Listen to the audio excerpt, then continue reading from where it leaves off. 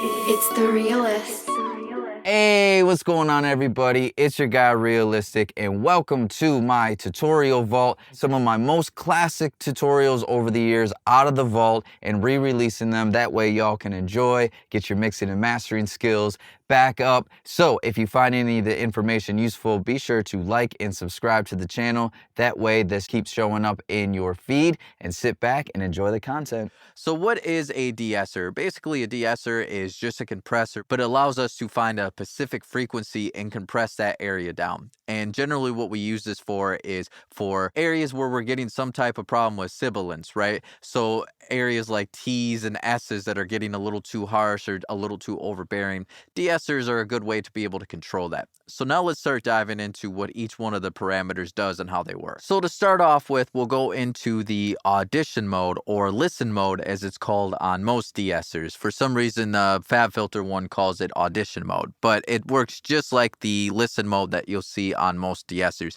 And what this will allow us to do is just zero out the frequency that we're trying to de-ess, right? So everything below and above where we have our audition set, our frequency band set, is going to cancel out. And that way, what this is really effective for is we can really hear the sibilant words, right? The really harsh T's and S's, and then we can really find where those are at. So let me show you what this does.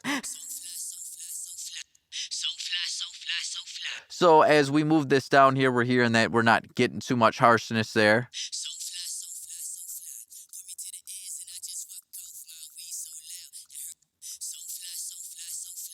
So you see how we're able to really just find where that S's and those T's are. We're just zeroing out that frequency. Let's turn this off. So fly, so fly, so fly. And then let's turn this back on. So you're only going to use this when you're looking for that frequency, and then you're always going to want to remember to turn this off when you're done finding the frequency that you're looking to de-ess. So just like compressors, our de-essers are going to have a threshold, and they're going to work the same way. Anything that exceeds that threshold, it's going to cause the de-esser to react, and it's going to push down, or it's going to compress that area down. So let me show you this real quick. So fly, so fly, so fly. Put me to the edge and I just walk off my weed. So the more aggressive that we get, the more that it's going to catch different areas of our vocal here, and it's going to compress down.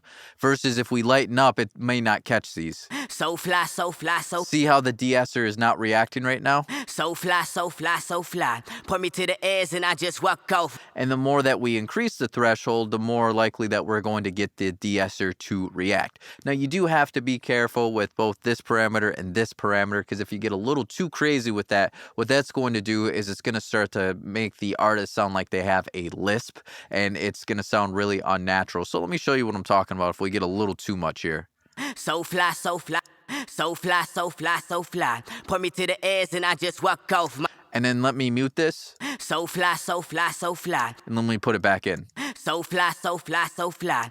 See how it starts to sound like the artist has a lisp, and it can really make for a bad performance. And if the artist gets this back, they're going to notice it, and then, you know, they're either going to feel like they performed it like that, or they're going to feel like you messed it up or something. So just want to be careful with not going too aggressive with your threshold or your range there. But yeah, that's how the threshold works. And usually what I did, just like I talked about in that chapter when we talked about reducing the sibilance of our vocals, usually what I'm trying to do is a pretty light threshold, and what we're going to do is a little bit more aggressive range. What I want to do is I just want to catch those T's and S's. That way no other part of the vocal is causing this de-esser to react. I don't want this to react on like a vowel or like a W word. Like if the artist is singing when, there's not really any area that I would want it to compress down, you know, but a word like should, I would definitely want it to react on the sh of the should. That's why we want to set our threshold to where it's just catching those T's and S's.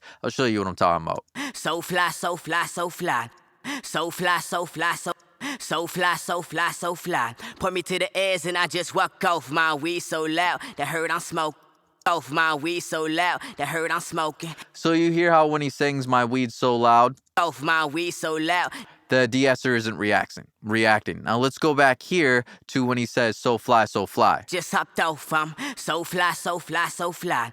See how it's reacting when he says the word so, then it's reacting. And so that's why where we want to set this at, so that way it's not touching the other areas of the vocal. I'll show you where we wouldn't want to set this. Put me to the edge and I just walk off my... There's a lot of areas in there would put me to the edge where it's reacting, and we don't want it to react. We don't want to lose those frequencies on those areas, especially because this is a really nice area of the vocal that we really do want to shine through. It's just those sibilant areas that we want to reduce. Now, the range parameter is going to decide how much are we going to reduce the signal after it exceeds the threshold. So the signal actually has to exceed the threshold, and then the range will tell the de-esser how much will it compress it down by.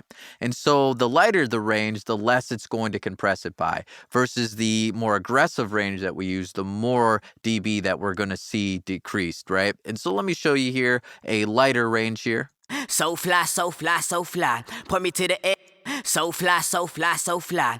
So you see we're getting, you know, almost less than 1 dB of gain reduction there, right? So fly, so fly. Now let's increase this to where we can get more of a gain reduction. So fly, so fly, so fly. So you can see as we're increasing this, we're getting more gain reduction.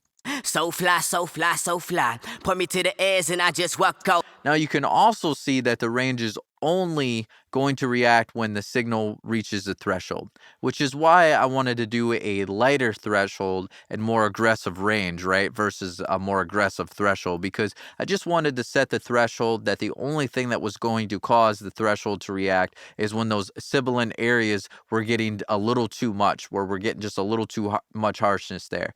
So on a word like should, I would want the de-esser to react on the sh, but not the ud of the word should, right? And then like the word help, we don't want that to even react at all to it, right? There's no area in there that we want it to react, especially, you know, in this 5 to 13 area. There's a lot of really nice areas in there that we want to keep the integrity of those frequencies for that vocal. These sound really nice. They can really cut through the mix. We're really just looking to reduce those sibilant areas and kind of push those down a little bit.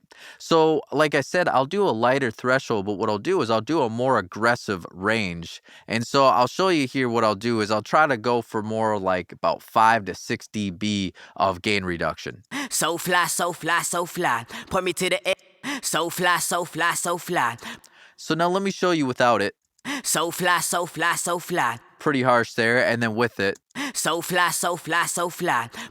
So, you know, it kind of really just pushes it down. And again, I really do want to do an aggressive range there because I really want to push those sibilant areas down. Now, we do have a whole chapter on reducing sibilants. And so I'll show you really in that chapter how to get the most out of your de-essers, why I use 2 de-essers and what areas that I'm going for each one. And then I'll also show you a couple other little different techniques when it comes to clip gain and stuff like that to help reduce those harsh T's and S's. But this was just to get a nice little refresher or bring you up to speed on what the individual parameters do. So when we do go through that chapter, we fully understand what our de-essers are doing. Thanks so much for taking the time to watch this tutorial. If you found it useful, be sure to like and subscribe because it does help the channel grow. When you like a video, it tells YouTube that you liked it and maybe other people will like it as well. And also be sure to check out my online mixing and mastering courses, the art of beat mixing, the art of vocal mixing, and the art of mastering, all available now. And if this video was helpful and you're looking for other videos, you can watch a video here, here, and here. All right, until next time, y'all.